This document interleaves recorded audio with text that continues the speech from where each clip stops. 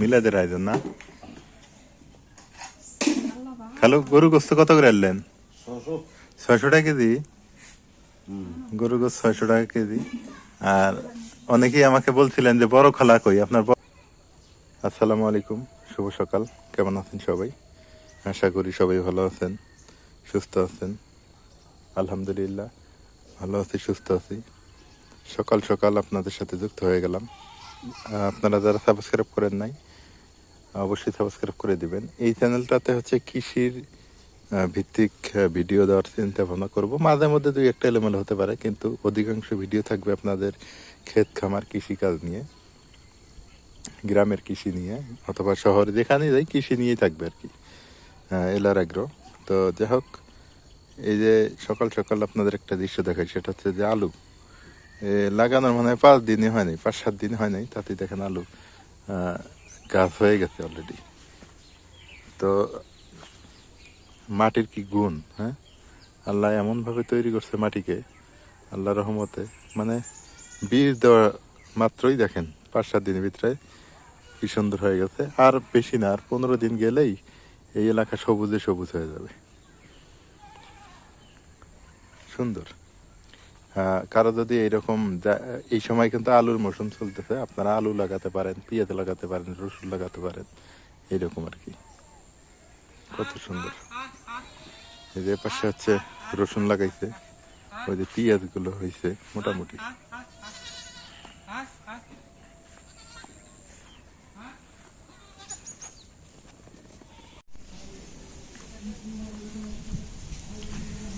এই সময়টা সবাই ক্ষেত খামারে মানে চাষ করে, এই সময় সবই হয়। এই সময় যা লাগাতে চান আপনি তাই হবে। আপনি শশা, কুমড়া থেকে শুরু করে লাউ, তারপর হচ্ছে আলু, ভুট্টা, গম, এই এমন একটা সময় আসছে, এই সময় যা লাগাবেন তাই হবে।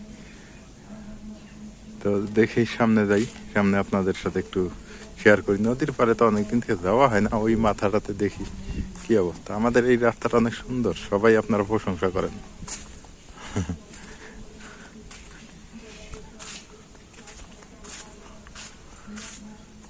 কলা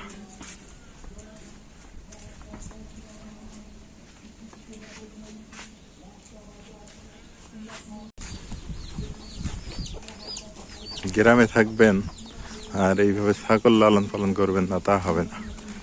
প্রতিটা বাড়িতেই ছাগল থাকে গ্রামে, অনেক সুন্দর।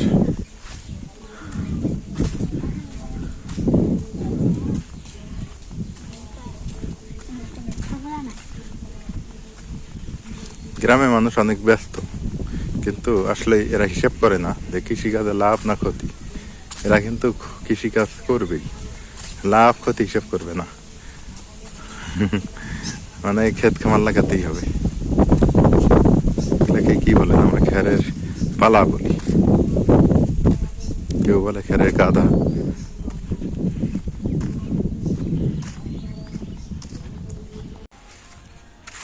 সিম নমল গাড়লেই ভালো। ওই যে সিম দেরিতে গাড়ছে, দেখেন কত সুন্দর হয়েছে। সিম দেরিতে গাড়াই ভালো। সিম আগুর সিমগুলো হয় না, ভালো হয় না। এই যে লাউ আর সিমের মাথা একসাথে।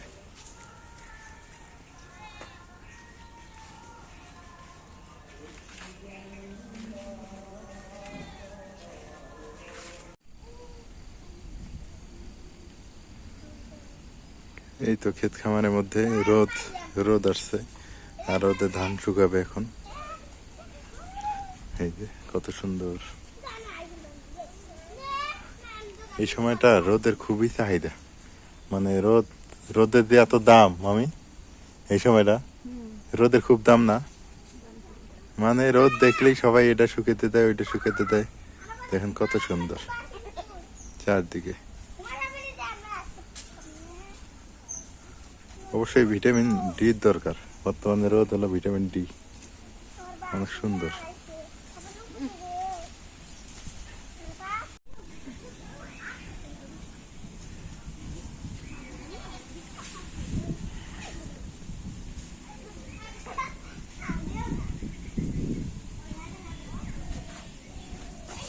সকালে সূর্যের পানির মধ্যে কেমন ঝলমল করতেছে, কত সুন্দর,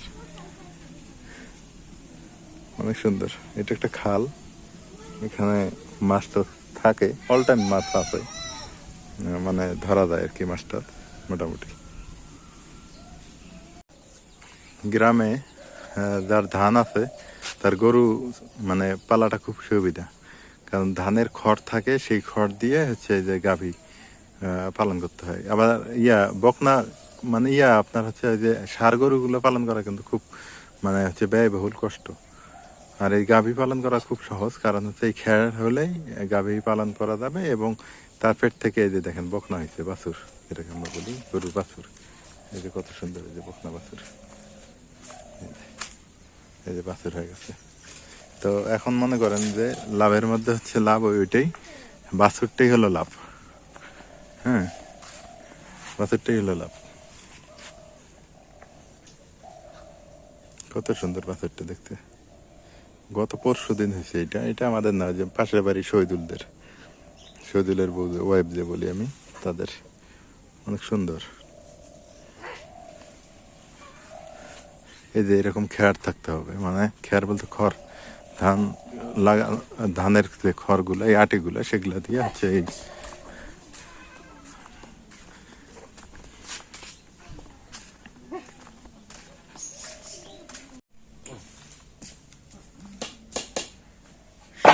সকাল সকাল খালাদের বাড়িতে আসলাম। খালাদের বাড়িতে কিসের দিন আয়োজন করতেছে, মিলাদের আয়োজন না? খালু, গরু গোস্ত কত করে আনলেন? 600 টাকা কেজি। গরু গোস্ত 600 টাকা কেজি। আর অনেকেই আমাকে বলছিলেন যে বড় খালা কই, আপনার বড় খালা কই? এই যে বড় খালা দেখেন কই আছে। বড় খালা দুধে বেড়ে দিছি না? হ্যাঁ, ওটা ভালো আছে না? বড় খালা এখন এই জায়গায় খায়, এই জায়গায় থাকে, বড় খালার টেনশন নাই। এই যে বড় খালা কোথায়, আপনার অনেকেই অনেক কথা বলছিলেন, এইটা নিয়ে একটা ভিডিও দিতে চাইছিলাম। আসলে বড় খালার সাথে আমাদের বাড়িতে আমার মায়ের সাথে মেলে না, বিধায় বড় খালাকে এখানে দিছি। এই যে ছোট খালাদের বাড়িতে থাকে এখন। তারপর খোঁজ খবর রাখি, কোথায় কি করে না করে।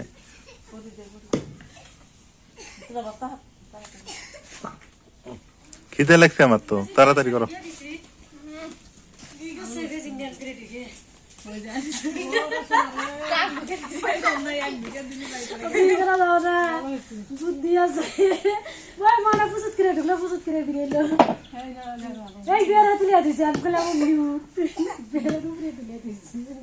কি একবার কেটে আনেন নাই মাংস?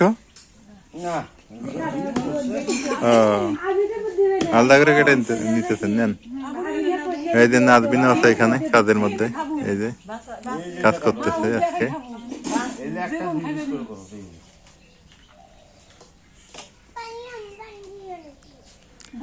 নাজবিন কি আলু ভর্তা করো? কে রে, আলু ভর্তা করো? করো করো, খিদে লাগছে আমার, আলু ভর্তা করো।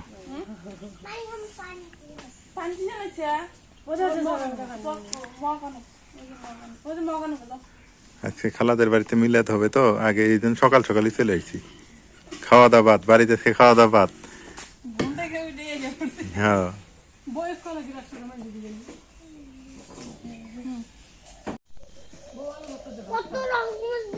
দাওয়াতের বাড়িতে এসে এটা একটা বিরক্তকর ব্যাপার, বলাও যায় না, কওয়াও যায় না। খিদে যে লাগছে, বসে আছি। খিদে লাগছে মানে সেই খিদে, মানে এই জন্য দাওয়াতের বাড়িতে যাইতেছি না। কারণ কয় কি, বসেন, বসতে বইলা খাওয়া দাওয়ার খবর নেই। আরে যাওয়া মাত্র যে খাবার দিবে তা করে না।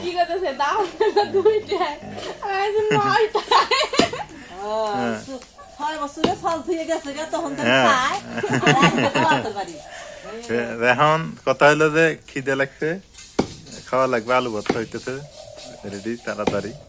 সকাল সকাল আলু ভর্তা দিয়ে ভাত চারটে খাই, খাইয়া দেয় কই যাই যাই, এইটা হলো কথা।